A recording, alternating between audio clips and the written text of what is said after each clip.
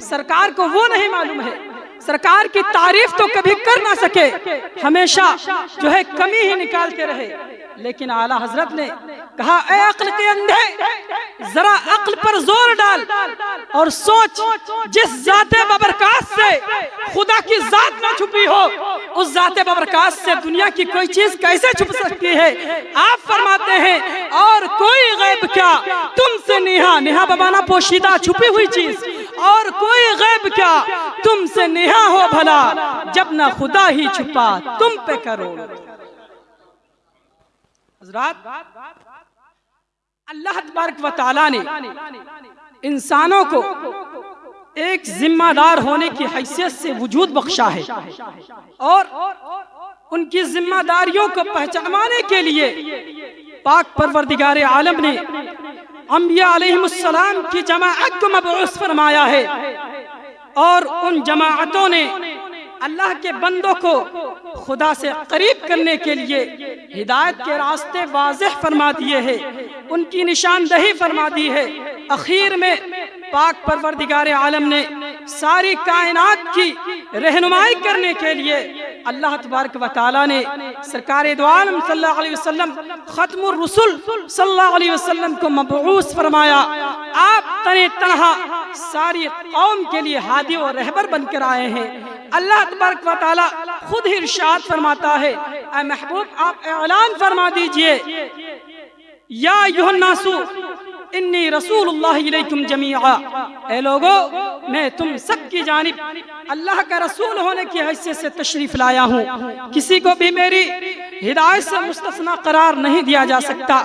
تو اللہ تبارک و تعالیٰ نے فرما دیا انما انت منذر ولکل قوم ہاد، اے محبوب آپ ہر قوم کے لیے منذر اور ہادی بن کر تشریف لائے ہیں، آپ ہر قوم کو ڈرانے کے لیے اور اس کی رہنمائی کرنے کے لیے تشریف لائے ہیں۔ حضرات، اب حق واضح ہو چکا ہے، کسی چیز کو تلاش کرنے کی ضرورت نہیں ہے۔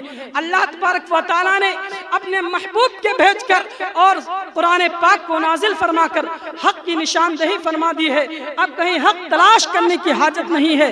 اللہ تعالیٰ خود ارشاد فرماتا ہے، جاء الحق وزهق الباطل ان الباطل كان زهوقا، حق آیا باطل مٹ گیا، باطل کو تو مٹنا ہی تھا۔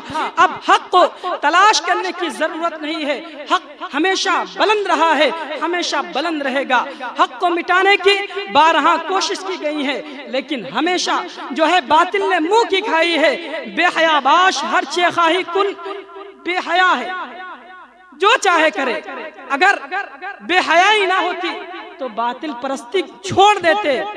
حضرات، سرکار کی ذات بابرکات پر ہمیشہ سے انگلیاں اٹھاتے چلے آ رہے ہیں، لیکن ان کے تمام سوالوں کی جوابات ہمارے علماء کرام نے بہت پہلے سے دیتے چلے آ رہے ہیں اور اب تک دے رہے ہیں، لیکن ان کے سارے سوالات ان کے ایسے ہی کھڑے رہتے ہیں، ایسا لگتا ہے کسی سوال کا جواب دیا ہی نہیں گیا ہے۔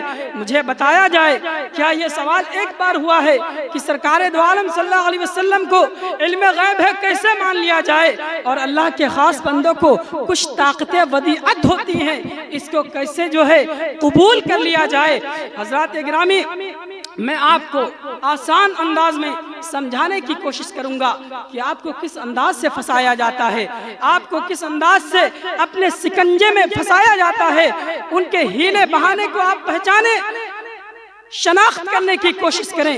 حضرات گرامی، قرآن پاک میں کچھ آیتیں ایسی ہیں جن سے بظاہر ایسا محسوس ہوتا ہے، جب ان کا بظاہر ترجمہ کیا جائے تو ایسا محسوس ہوتا ہے کہ سرکار کو علم غیب نہیں بظاہر، لیکن اگر تہ تک جائیں گے، اس کے حقیقی معنی کو تلاش کریں گے تو آپ پر حق روز روشن کی طرح عیاں ہو جائے گا۔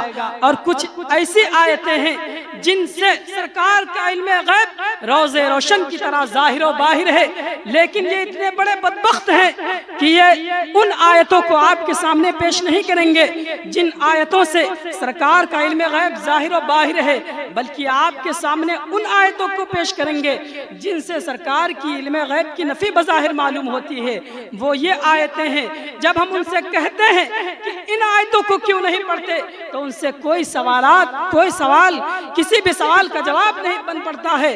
یہ تو یہودیوں کی طرح کام کرتے ہیں.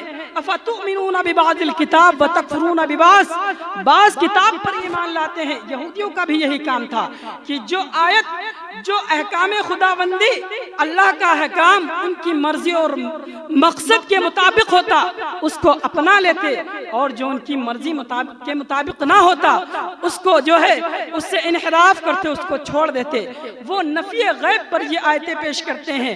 لا اقول لکم عندی خزائن اللہ ولا عالم الغیب, یعنی اے محبوب فرما دیجئے میں نہیں کہتا میرے پاس غیب کے خزانے ہیں اور یہ کہ میں غیب جانتا ہوں. ان آیتوں کو پیش کرتے ہیں. اور دوسری آیت وَعِنْدَهُ مَفَاتِحُ الْغَيْبِ لَا يَعْلَمُهَا إِلَّا هُوَ, کہ غیب کی کنجیاں تو اللہ ہی کے پاس ہیں, اللہ کے سوا کسی کے پاس غیب کی کنجیاں نہیں ہیں, اور ان کا جاننے والا تو اللہ ہی ہے. میں اس کی توضیح اور اس کی تشریح بھی کروں گا انشاءاللہ الرحمن. لیکن جب ہم ان کے سامنے اس کے مقابل میں ان آیتوں کو پیش کرتے ہیں کہ عالم الغیبی فلا یظہر علی غیبہ احدا الا من ارتضی من رسول, کہ غیب کا جاننے والا تو اللہ ہی ہے, اللہ کے سوا کوئی غیب نہیں جانتا. لیکن اللہ تعالیٰ اپنے رسولوں میں جس کو مجتبی بنا لیتا ہے, جس کو مرتضی بنا لیتا ہے, جس کو چن لیتا ہے, اس کو غیب کی خبر دے دیتا ہے. جب ہم ان کے سامنے یہ آیت پڑھتے ہیں کہ ما کان اللہ لیطلعکم علی الغیب ولکن اللہ یجتبی من رسلہ من یشاء, کہ اللہ کی شان نہیں ہے عام لوگوں تم کو غیب کی خبر دے دے, لیکن اپنے رسولوں میں جس کو مجتبی بنا لیتا ہے, جس کو مرتضی بنا لیتا ہے, جس کو چن لیتا ہے, اس کو غیب کی خبر دے دیتا ہے. جب ہم ان کے سامنے ان آیتوں کو پیش کرتے ہیں تو ان سے کسی بھی سوال کا جواب نہیں بنتا ہے. اور وہ جواباً کیا کہتے ہیں پتہ ہے؟ کہتے ہیں کہ اگر ہم سرکار کے لیے بھی غیب مانیں گے, اور اللہ بھی عالم الغیب والشہادہ ہے, بے شک اللہ عالم الغیب والشہادہ ہے, اللہ کے لیے بھی غیب مانے, سرکار کے لیے بھی غیب مانے تو شرک ہو جائے گا, تو شرک ہو جائے گا. انہوں نے غیب کے معنی پر توجہ نہیں کی, غیب کے اس کی تحقیق نہیں کی کہ اس کا مفہوم کیا ہے. حضرات میں سوال کرنا چاہتا ہوں ان سے, ذرا مجھے یہ بتائیں, اللہ تعالیٰ قرآن مقدس میں ارشاد فرماتا ہے اللہ لا الہ الا هو الحی, کہ اللہ کے سوا کوئی لائق عبادت نہیں اور اللہ ہی زندہ ہے. اللہ هو الحی, اور وہ زندہ ہے, یعنی اللہ تعالیٰ اپنے آپ کو کیا کہہ رہا ہے؟ زندہ ہے. ہے کا معنی زندہ. مجھے آپ بتائیں جو یہ بکواسے کرتے ہیں وہ زندہ ہے یا مردہ؟ آپ بتائیں, آپ سے سوال ہے, آپ بتائیں کہ آپ زندہ ہیں یا مردہ؟ اگر زندہ ہیں تو اللہ کے شریک ہوئے, آپ بھی اللہ کے شریک, اور اگر مردہ ہیں تو روٹوں پہ نہیں ہونا چاہیے تھا, مسجدوں میں نہیں ہونا چاہیے تھا, مدرسوں میں نہیں ہونا چاہیے تھا, بلکہ قبرستان میں ہونا چاہیے تھا. اب معاملہ پھنس گیا, زندہ ہے تو اللہ کے شریک, مردہ ہے پھر یہاں کیوں موجود؟ تب پتہ چلا ہے کہ معنی پر غور کیا جائے, ہے کہ معنی پر غور و فکر کیا جائے کہ اللہ کے زندہ ہونے کا کیا مطلب ہے, ہماری زندگی کا کیا مطلب ہے. تو میں یہی تو سمجھانا چاہتا ہوں, ابے سن, اللہ کے زندہ ہونے کا مطلب یہ ہے کہ اللہ بذات ہی زندہ ہے, ہم اللہ کے زندہ کرنے سے زندہ ہیں. اس سے جب ہم یہ سوال کرتے ہیں تو اس کا جواب اسی انداز میں وہ دیتا ہے کہ اللہ خود سے زندہ ہے, ہم اللہ کے زندہ کرنے سے زندہ ہیں. تو ہم کہتے ہیں ابے بے وقوف, ہم یہی تو سمجھانا چاہتے ہیں کہ اللہ عالم الغیب والشہادہ ہے, وہ خود سے عالم الغیب ہے. سرکار جو غیب کا علم جانتے ہیں وہ اللہ کے بتانے سے جانتے ہیں. حضرات احادیث کریمہ سرکار کی غیب پر دال ہے, دلالت کرتی ہیں.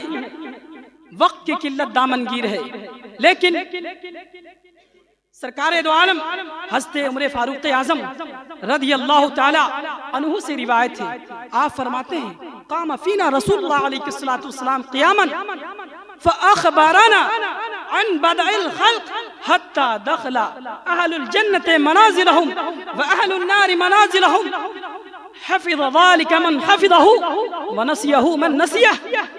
حضرت عمر فاروق اعظم رضی اللہ تعالیٰ عنہ سے روایت ہے، آپ فرماتے ہیں سرکار دو عالم صلی اللہ علیہ وسلم ہم میں تشریف فرماتے، آپ کھڑے ہوئے، آقا کھڑے ہوئے، اور پھر سرکار نے جب سے اس دنیا کی ابتدا ہوئی ہے تب سے لے کر آپ خبر دینے لگے، یہاں تک کہ آپ نے جو ہے جنت تک پہنچا دیا، یہاں تک کہ یہ فرمایا کہ دخل اہل الجنت منازلہم، کہ اہل جنت اپنی منزلوں میں داخل ہو گئے، اہل نار اپنی منزلوں میں داخل ہو گئے. اور فرماتے ہیں حفظ ذالک من حفظہ، اس حدیث پاک کو جس نے یاد کیا اس نے یاد کیا، ونسیہ من نسیہ، اور جو بھول گیا وہ بھول گیا.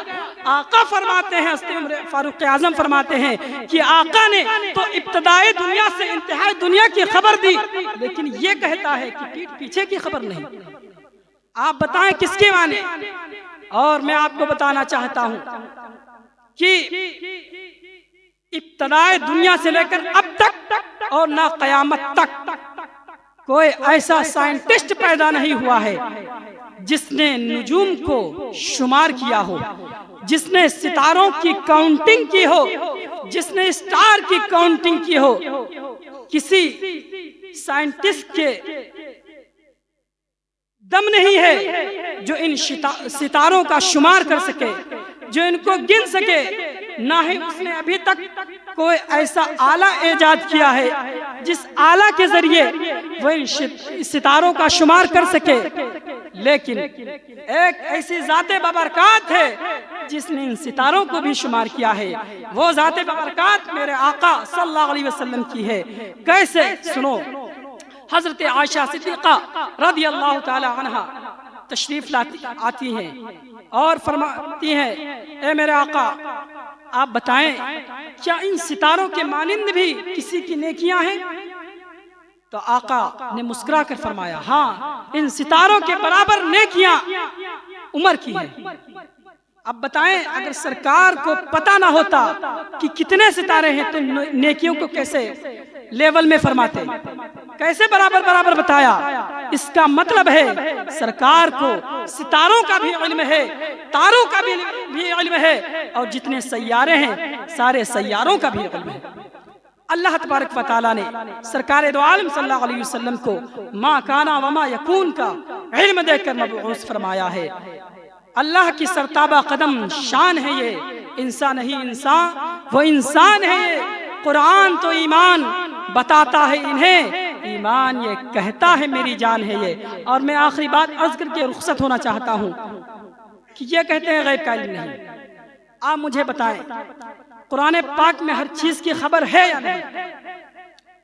جو میں نے آیت کریمہ شروعات میں پڑھی، آپ کہیں نہ کہیں، آپ کے اس بات سے نہ اس بات میں مانوں گا، آپ کے نہ نفی کرنے سے نفی مانوں گا.